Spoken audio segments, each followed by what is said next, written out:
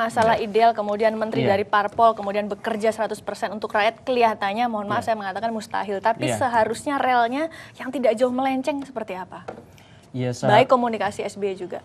Ya, saya mengomentari gini, pernyataan Pak SBY mengingatkan menteri itu sudah proporsional. Artinya memang sudah seharusnya SBY mengingatkan, karena ini momentum 2 tahun lagi dan pasti akan menjadi tahun yang sangat eskalatif untuk politik.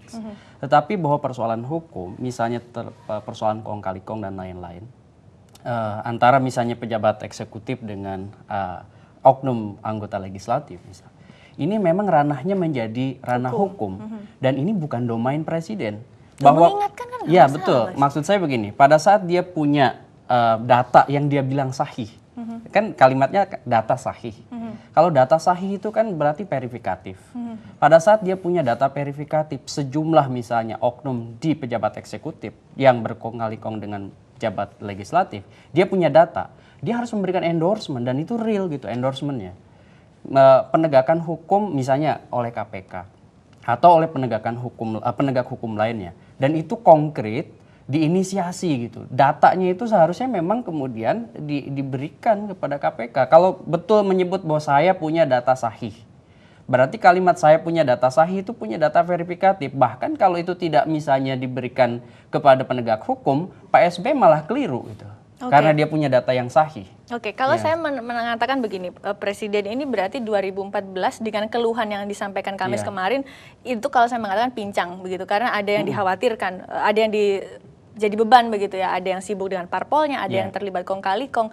Seharusnya seperti apa? Kalau reshuffle mau 2 tahun lagi apakah masih efektif? Ini konsekuensi kan, ini bukan zakon kabinet. Dari awal harusnya sudah diantisipasi. Yang dibentuk kabinet oleh Pak SBY ini bukan zakon kabinet, tetapi kabinet yang melibatkan koalisi besar partai politik. Tapi jadi akan sangat harus zakon kabinet kah?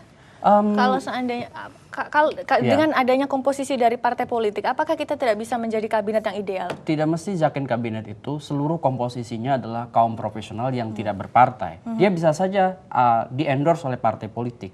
Tetapi pada saat dia masuk ke dalam jajaran kabinet, dia loyalitas utamanya bukan lagi ke partai politik. Maka salah satu konsekuensinya seharusnya adalah dia menanggalkan jabatan-jabatan strategis di partai politik untuk kemudian loyal pada komitmen kerja dan produktivitas pemerintah. Terima kasih Mas Gun Gun, terima kasih Bang Nasir atas waktunya bergabung bersama kami di Kompas Petang.